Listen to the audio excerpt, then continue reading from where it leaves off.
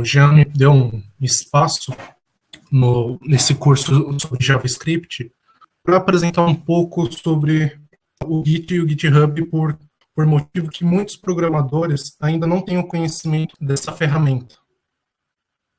Eu sou formado em análise e desenvolvimento de sistema e trabalho com back e front-end. Aqui vai ser mais ou menos do que a gente vai falar um pouco sobre Git e GitHub. Eu vou falar um pouquinho sobre o fluxo de trabalho, apresentar a instalação do Git para vocês, uma configuração básica, a inicialização de um repositório, um rastreamento de status commits e logs dos arquivos, ignorar alguns arquivos, um diagrama de transição entre diretórios, ramificações e mesclagem. Primeiramente, aqui nós temos o fluxo de trabalho do Git. Git, ele trabalha com 3 árvores de diretórios. A primeira que ele possui é o Work Directory, onde ficam os arquivos principais, onde os arquivos que você trabalha, onde você edita os seus arquivos. Possuímos também o Index e o Stage, que seria uma pasta temporária, onde você adiciona os arquivos editados. Possuímos também aqui o read, onde ele seria a pasta de produção, quando ele está já pronto, onde você tem os arquivos prontos para entrar em produção. Vamos fazer a instalação daqui do Git para Linux, tá?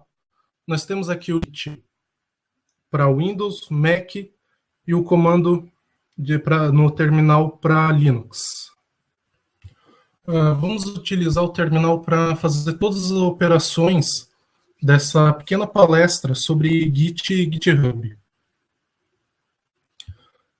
Vamos instalar aqui primeiro o Git para base Debian, para Linux, para uma distribuição que trabalha com a base de Debian. Tá? Para instalar no Linux é simples. É só dar um sudo apt-get install git.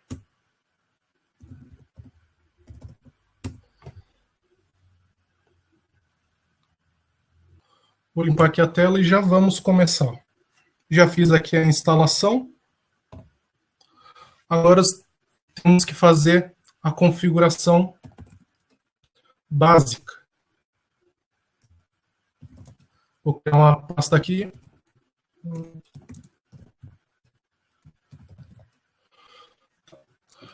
Configuração. Para você fazer qualquer função do Git, você precisa escrever Git primeiro, para ele executar o Git. 2 configurações básicas que vamos utilizar aqui é a configuração de usuário e de e-mail do usuário. Ele normalmente é a assinatura de cada commit que você adiciona, ou qualquer operação que vai ser registrada no Git. A gente vai digitar git config global user name espaço entre aspas o nome. Uma observação aqui: quando você usa global, essa configuração ele vai ser aplicada em todos os repositórios que você criar no Git. Se você tirar o global, ficar só git config user.name, essa configuração vai ficar só nesse repositório, tá? Aqui eu fiz a configuração do nome.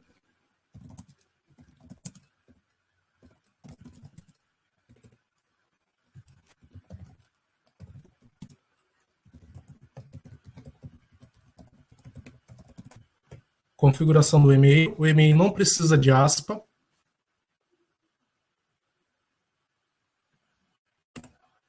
Certo? Essa aqui é a nossa configuração básica do GitHub. Possui mais configurações. Configuração de tamanho, configuração remoto. Tem outras configurações que você faz no terminal para o Git, tá? Aqui nós vamos falar um pouco sobre a inicialização, tá, do Git, que é simples. Você precisa estar dentro do seu diretório e colocar simplesmente o comando git init. Aqui ele fala que foi criado um repositório vazio, tá? E ele cria uma pasta com um nome .git, que é uma pasta oculta, onde fica aquelas duas árvores que eu mostrei no fluxo, que seria o index e o read. Agora nós vamos fazer o rastreamento dos arquivos. O rastreamento seria você pegar do seu diretório e jogar para index, tá? Vou criar um arquivo aqui.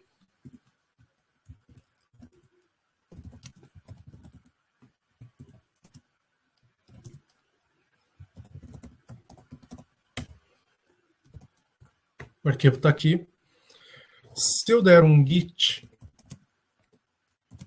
status, eu vejo aqui qual é esse arquivo não foi rastreado. Ou seja, ele só está no meu diretório de trabalho. Eu não joguei ele ainda no meu index.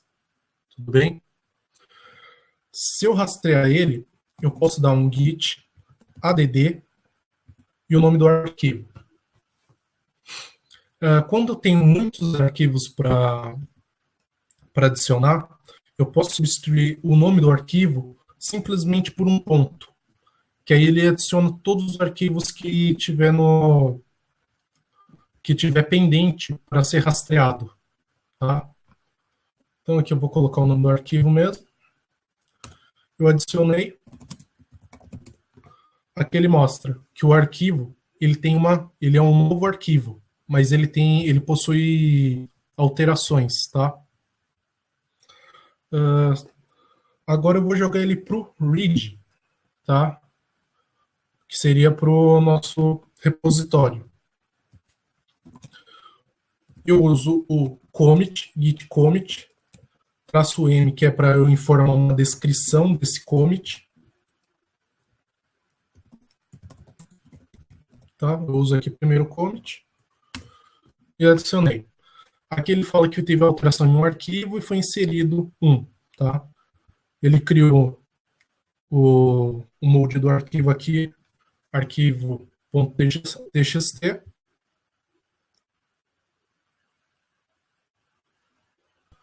Então aqui eu peguei primeiro, criei um arquivo, vi o status dele que ele não estava rastreado, depois eu rastreei ele e fiz o commit, que eu joguei ele para a terceira árvore de diretórios. Se eu quiser fazer mais uma modificação, vou criar mais um arquivo aqui para ver o status.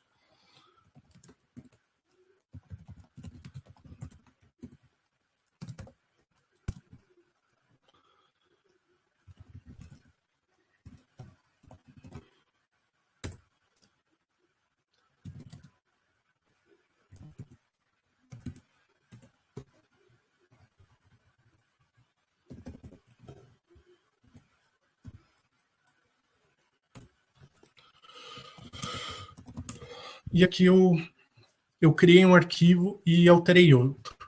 O primeiro aqui ele mostra que o nosso primeiro arquivo foi modificado e que ainda não tem rastreado o nosso segundo arquivo. Para eu adicionar os dois para minha index, eu simplesmente uso git add espaço ponto. Ele adicionou os dois para minha index ou stage. Se eu dar um status, ele mostra que os dois estão prontos para ser enviado, para ser feito commit.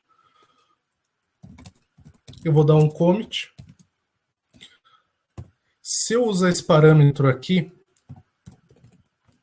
A e M, ele Os arquivos que estão na index, se eles forem alterados, eles são automaticamente adicionados para a index novamente na hora que eu fazer o commit, tá?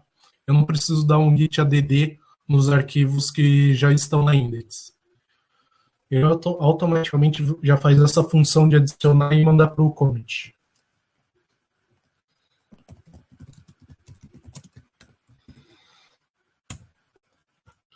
Olha lá, 2 arquivos alterados, 2 inseridos e 1 deletado.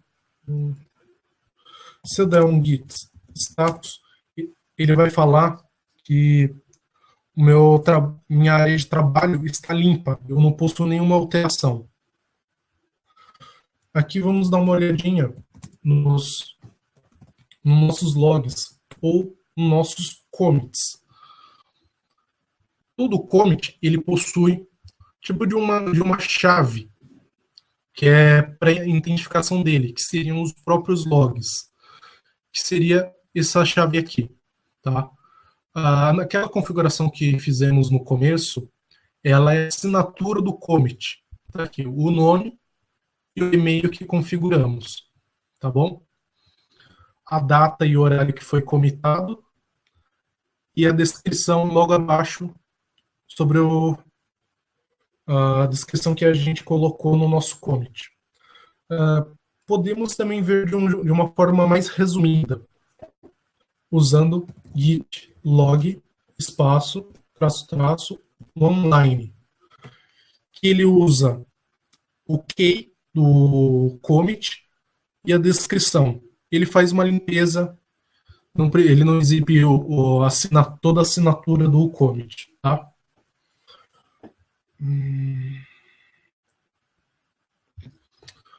Aqui eu já falei um pouco sobre o rastreamento, o status commits e log. Eu vou passar um pouquinho sobre arquivo para o arquivo .ignore, git ignore, que seriam para você ignorar arquivos. Para que vamos ignorar alguns arquivos?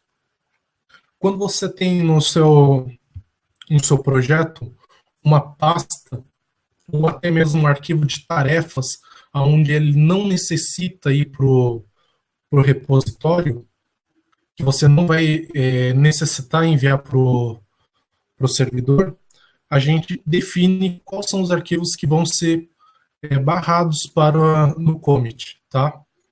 Vamos pegar aqui o terminal. Eu vou criar uma pasta aqui com o nome de tarefas. E vou criar um arquivo.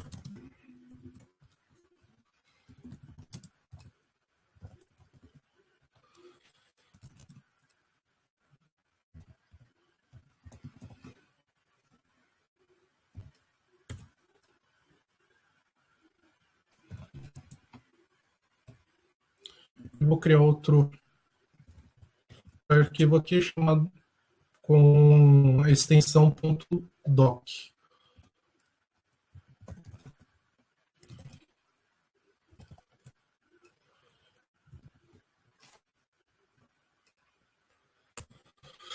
Certo.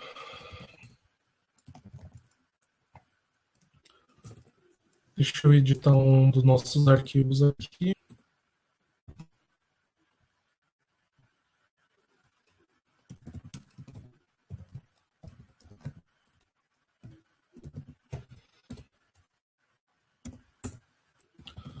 Você tem um status. Vamos ver aqui que foi criado uma pasta e que ela não está rastreada e que um arquivo foi modificado.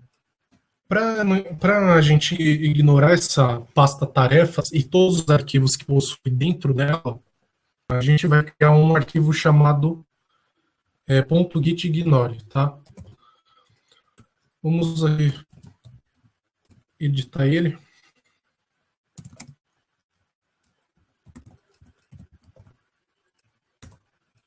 Certo? Ele está criado, está vazio aqui para gente. Se eu mandar rastrear, mandar ver o status, vamos mostrar aqui que ele está criado e que ele não está rastreado. certo? Eu vou até puxar um arquivo aqui.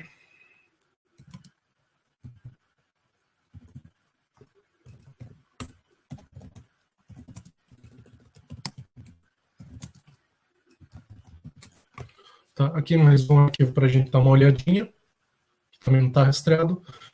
E agora vamos começar a editar nosso arquivo gitignore, tá?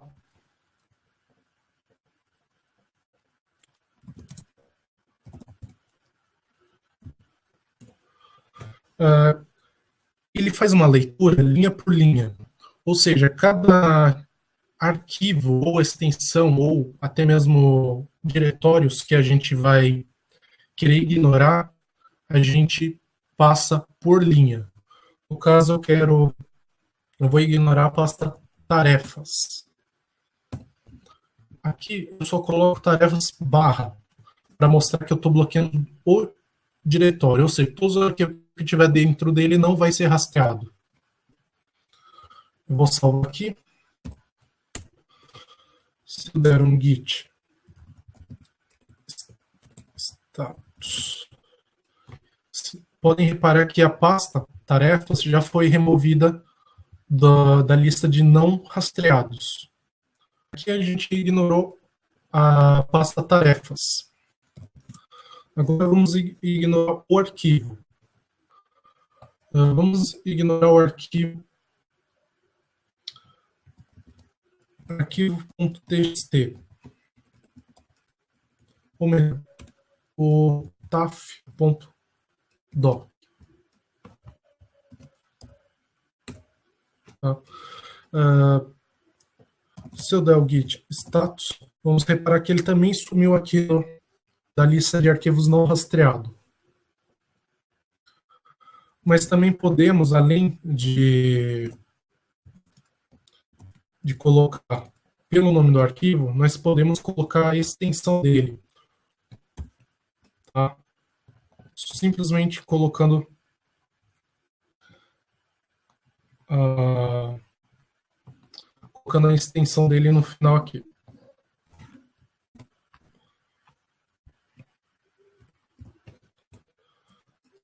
Se eu colocar status, ele também não vai exibir. Então, para entender aqui o gitignore, podemos travar, né, bloquear o rastreamento de uma pasta, de uma extensão, ou até mesmo de um arquivo. Tá? Simplesmente passando linha por linha, cada linha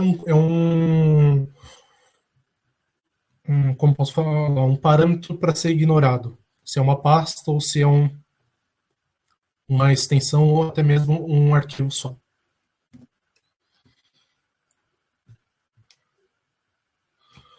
Vamos lá, continuando. Para quem quiser, o GitHub ele possui um repositório onde ele tem vários exemplos de gitignore. No caso, cada linguagem tem os seus arquivos têm que ser ignorados. No caso do Java, ele tem o arquivo .jar, que não é necessário fazer o upload para o repositório. Eu vou mostrar aqui no navegador.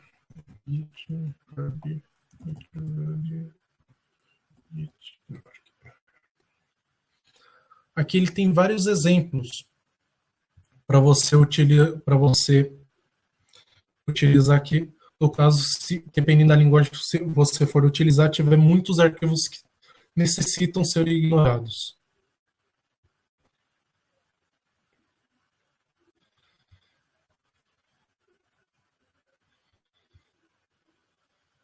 Tá?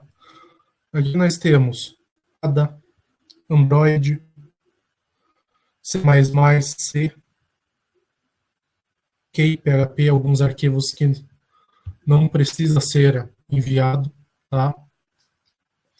Aqui ele já tem alguns exemplos das pastas que não precisa serem pastas e arquivos que não são necessários serem enviados para o repositório. Tá?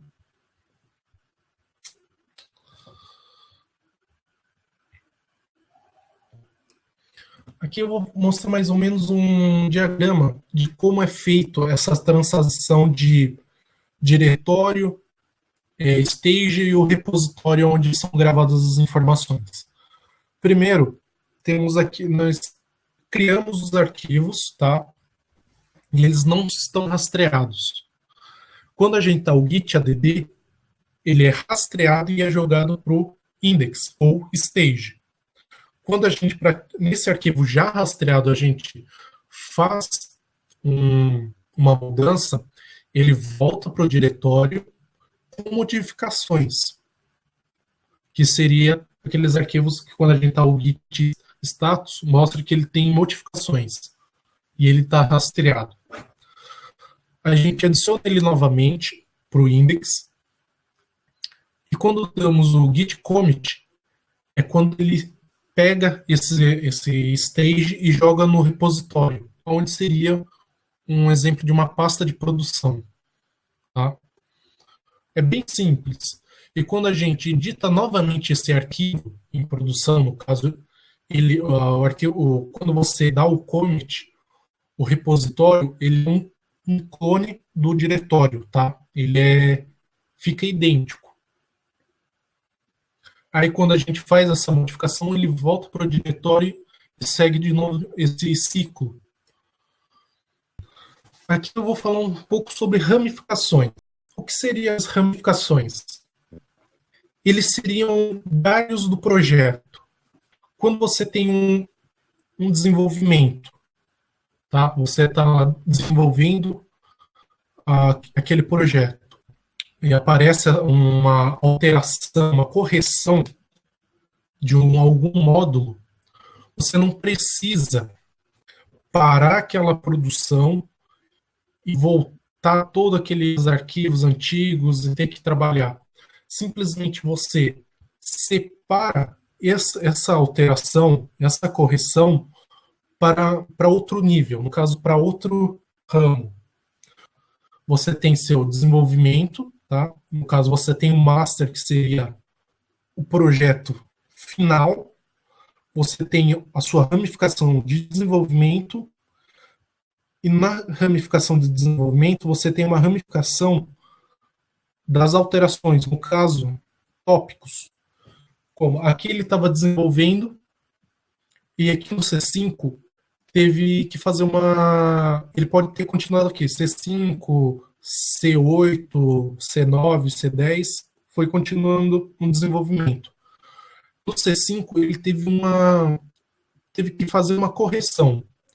No caso, você pega um desenvolvedor, faz um brush para essa correção, e ele faz a correção paralelo ao projeto de desenvolvimento.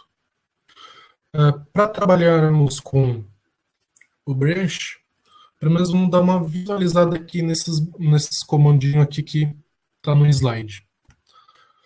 Vamos primeiro listar os brushes. Vamos adicionar um brush, no caso um ramo, para o nosso projeto aqui. Para a gente adicionar, podemos criar um git branch e o nome do ramo.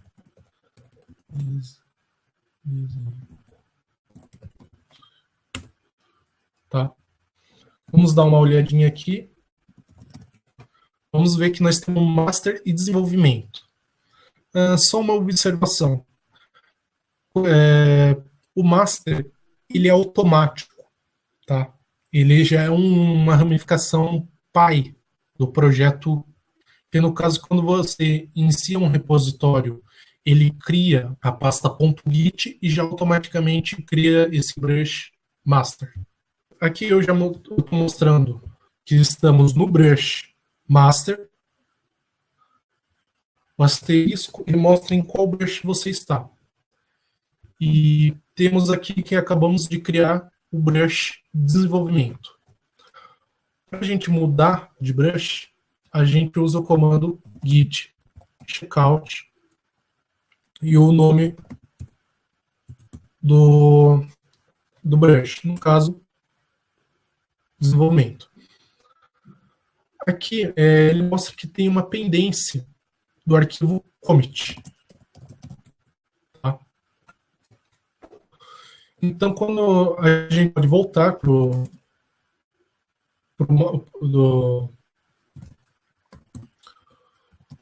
brush master,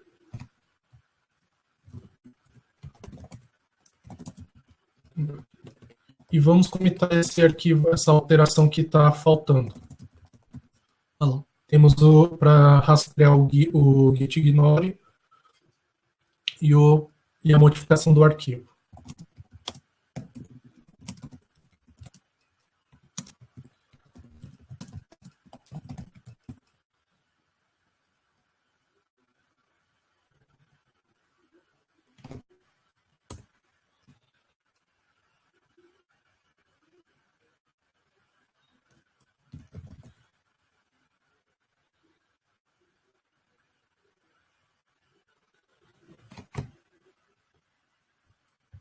Vamos continuar aqui.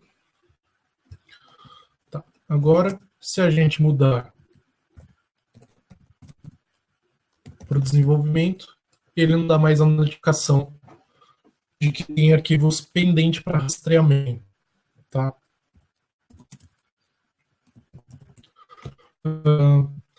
De vez a gente usar git brush e o nome do brush e adicionar e depois dar um checkout, você pode usar um pequeno atalho que tem no Git, que é o git checkout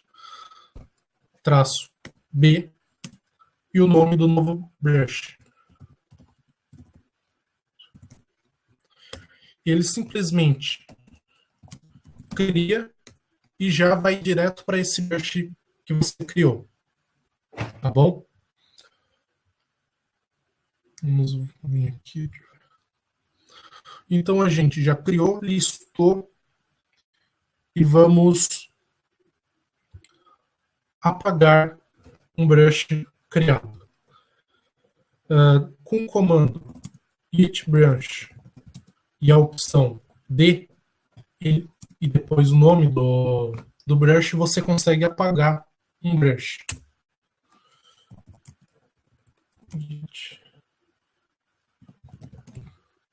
Acabamos de deletar o ramo de desenvolvimento, tá? E só ficou o master e o JS funcional que criamos com o nosso atalho checkout B. Também temos aqui as opções remotas, que isso vamos ver um pouquinho mais para frente. Para você excluir o ramo remoto, no caso, um servidor do GitHub ou até um servidor privado, você utiliza git push, um nome remoto, tá? No caso, que isso aqui eu vou explicar um pouquinho mais para frente o que seria remoto, 2 pontos e o nome do brush. Isso ele faz ele é uma função para você apagar esse brush remoto. E para a gente fazer uma sincronização dos brushes que tem remoto, no caso, você vai pegando o seu servidor, né, esses brushes, você usa git fit e o nome do seu servidor. No caso, esse é o remoto. Tá, a gente fez alterações em outro ramo. No caso aqui, nós tínhamos o master, o desenvolvimento, e no caso a gente teve um tópico, no caso uma correção anterior, de algum módulo anterior. E tá, temos essa modificação em outro ramo, mas a gente tem que atualizar colocar essa correção na linha de desenvolvimento. O que temos que fazer? Fazer uma mesclagem, tá? Essa mesclagem seria o quê? Aqui no C1, ele tinha aqui no C6, ele tinha o desenvolvimento, tá? C4 ele estava desenvolvendo, só que ele teve que fazer uma correção aqui no C6. Ele abriu um brush, tá? Uma ramificação no C5, e aqui ele continuou desenvolvendo. Só uma coisa aqui que eu errei. Ele estava no C1 e foi para o C4, tá? Aqui no C1 ele teve a ramificação no C5 e ele estava desenvolvendo o C4. O merge, no caso da nossa mesclagem, o que ele faz? Ele pega o arquivo do C4, ele volta para o C1, ramifica com o arquivo do C5, volta para o C4 e ele cria um novo commit. Tá? Esses C são os commits que a gente desenvolve, que a gente cria durante o nosso projeto. Ou seja, o C4 ele teve que voltar um para unificar, no caso, esse C5 foi criado durante o C1. Ou seja, aqui no C1 ele criou o C5. E quando aí ele continuou dando commit na linha de desenvolvimento master aqui, no C4. Quando ele termina o C5, ele dá o commit do C5 e ele tem que mesclar, ele mescla com C1 e depois com C4. E quando ele faz a mesclagem desses três aqui, ele cria um novo que seria o C5. Tá? Essa é a função de mesclar do Git. É mais ou menos como ele trabalha. Então aqui nós temos, quando você cria um brush, ele faz o clone do ramo que você está. Então vou fazer uma edição aqui.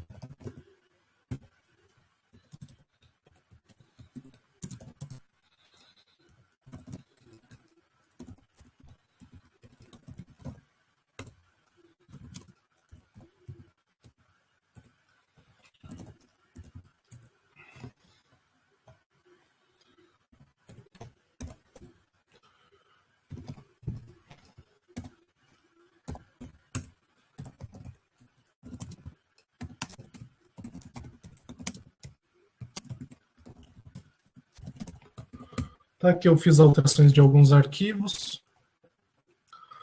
Eu vou mostrar aqui os arquivos que eu tenho aqui. Arquivo 1, 2 e 3, certo? Se eu ir aqui para o master,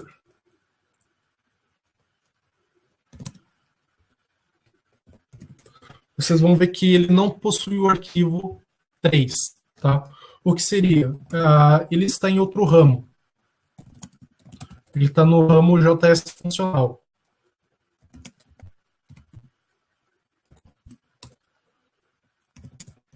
Olha lá, o arquivo 3 está aqui. Para eu fazer essa mesclagem, no caso, unificar o arquivo 3 para o master, eu vou até meu brush master, tá? Olha lá, estou no master, e eu dou um git merge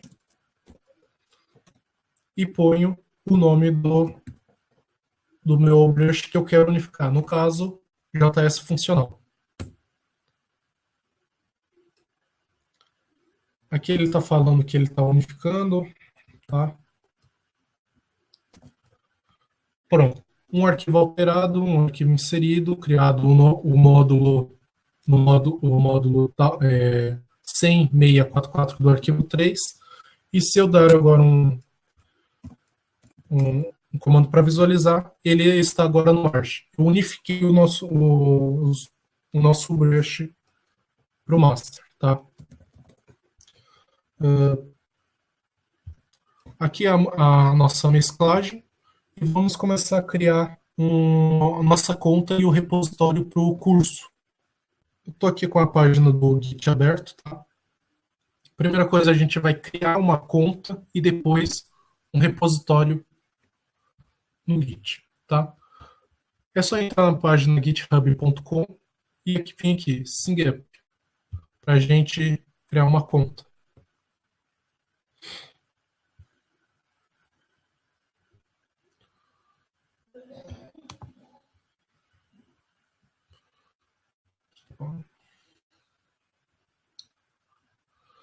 Aqui a gente vai colocar o nome do nosso usuário.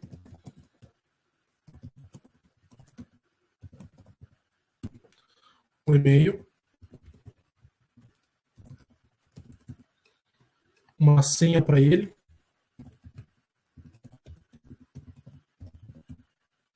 Vamos repetir essa senha.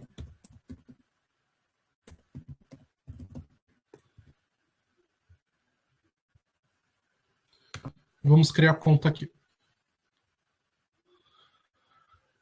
Temos aqui as opções pagas e a gratuita. A diferença é que as pagas você tem direito a repositórios gratuitos, tá? E os repositórios privados. No caso, se eu pagar $50 por mês, 50 repositórios gratuitos. Isso para o plano, para o maior plano. O gratuito ele não possui nenhum. Uma dica para quem é estudante: tem o GitHub Education, que ele dá esse plano micro de graça. Tá? Se não me engano, acho que por um ano você tem 5 repositórios gratuitos. 5 repositórios privados gratuitos, tá? Depois de eu escolher aqui a opção gratuita, eu vou finalizar aqui. Ele vai mandar um e-mail de confirmação, tudo, mas não vamos confirmar agora. Tá? Aqui estamos na tela inicial com a nossa conta. E eu crio aqui, ó, novo repositório. Aqui eu vou criar um nome do nosso do repositório. No caso, ele não pode ter o nome não pode ter caracteres especiais, como acentos, cedilha, espaço, tá? No caso, eu vou colocar JS funcional. Tá? Você pode colocar uma descrição, escolher se ele é público ou privado. No caso, o privado são os pagos. E para quem é estudante, você consegue de graça 5 repositórios. Podemos iniciar o README, que é um arquivo .md, que seria normalmente para descrição, para documentação do projeto. Podemos adicionar o git ignore automático e adicionar uma licença. Aqui eu vou criar ele automático, tá? Então aqui já criamos a nossa conta e o nosso repositório. Agora nós vamos clonar esse repositório para a nossa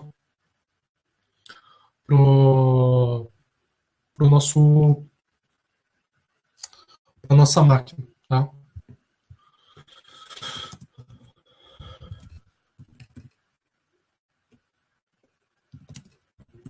Vamos aqui na aula 2.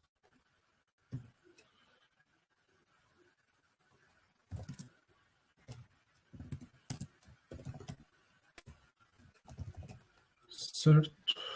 Vamos aqui. Para a gente clonar esse repositório, a gente só precisa usar o seguinte comando: git clone e o link do repositório, tá?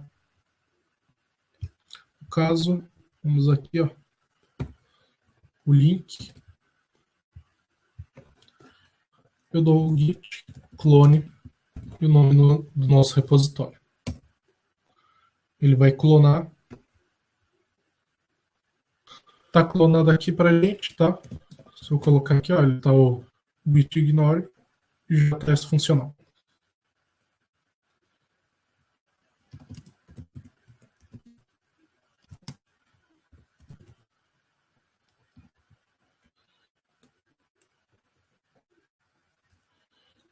aqui a nossa pastinha.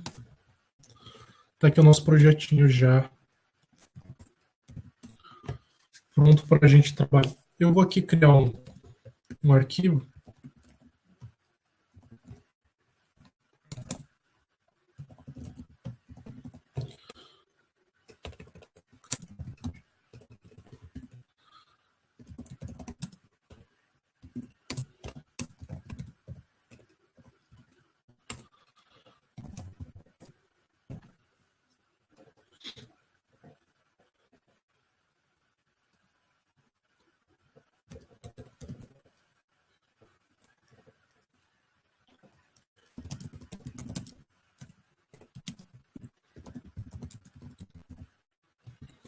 Até aqui tudo bem, né? Rastrear e comitar ele. Agora, para a gente enviar, a gente vai ter as duas funções. A função push para envio e pull para puxar. No caso, como não tem nada no nosso repositório, não adianta dar um git pull. Vamos fazer um envio desse nosso readme. Como a gente fez um clone, ele automaticamente adiciona o remoto, né, com o nome de origem. No caso, git remote show. Temos aqui o origem, tá? Que ele cria automático. Se eu quiser ver aqui mais algumas configurações, ele mostra lá o nome, que é a origem, e todo o link, tá? O link de push e os links de sincronização. Então, no git push origem, eu dou um espaço e eu coloco o nome do nosso brush, tá? Que no caso, como ele é automático, master. Ele vai pedir aqui o nome do usuário.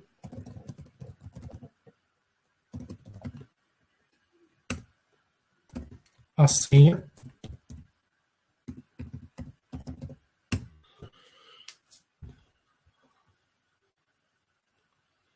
Olha lá, ele criou o master tudo certinho. E aqui está o nosso readme, tá? Nosso arquivinho. Acabamos de enviar para o nosso repositório remoto, tá? O pull e o push para download e para upload.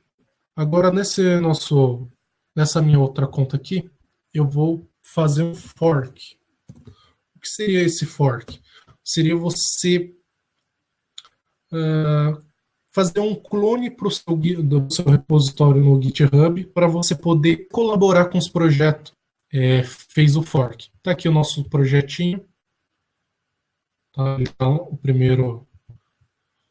nosso primeiro commit, tá? Aqui em cima ele tem o botãozinho fork, tá? Ele vai puxar para o meu. Se vocês repararem, tá o nome do meu usuário e o nome da pasta. E aqui o fork original, da onde eu fiz o fork, né? Da onde eu puxei o repositório original. Eu vou sair aqui, vou criar uma pastinha com o nome de fork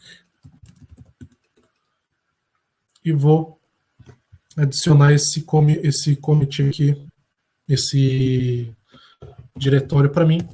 Eu vou fazer algumas alterações.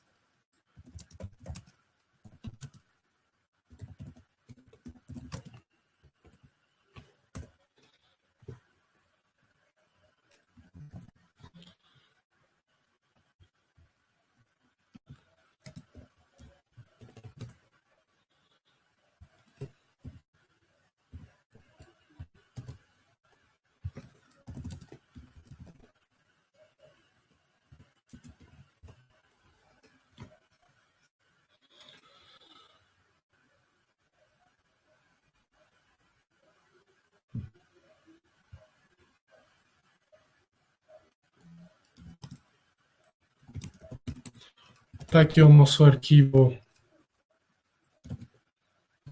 no caso do nosso fork, a gente vai criar aqui, né, fazer uma alteração nele.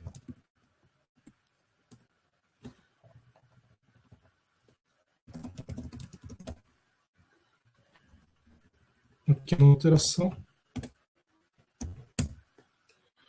e vamos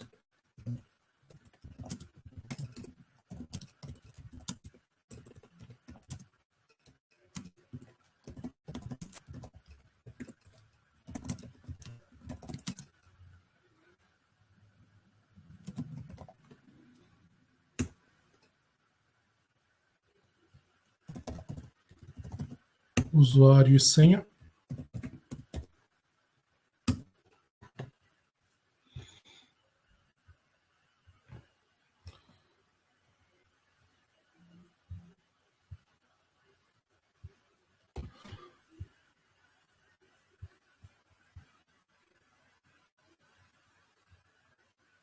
Tá aqui a nossa alteração, mas no repositório oficial ele não tem essa alteração.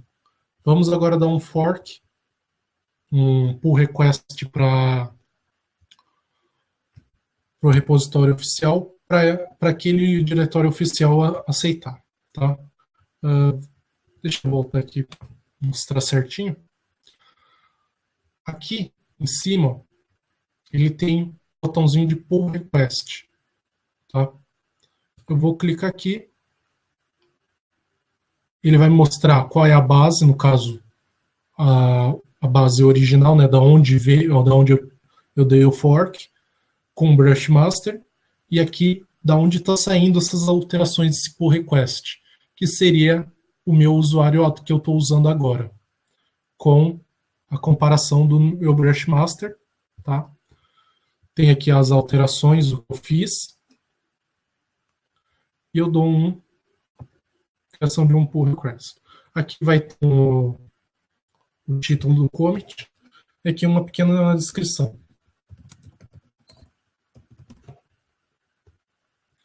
E eu crio o pull request. Agora é só esperar o dono do repositório oficial aceitar. Aqui no diretório oficial do arquivo, ele vai receber uma notificação de pull request. Ele vai acessar, vai dar uma olhadinha, e se for, aqui ele vê ele vê os commits e a alteração dos arquivos. Se for aquilo, ele dá um merge. No caso, ele vai pegar esse fork e vai unificar com o seu projeto oficial ou final. Agora, se eu vim aqui no projeto oficial, né, na página inicial, ele está as alterações que eu fiz com outro usuário.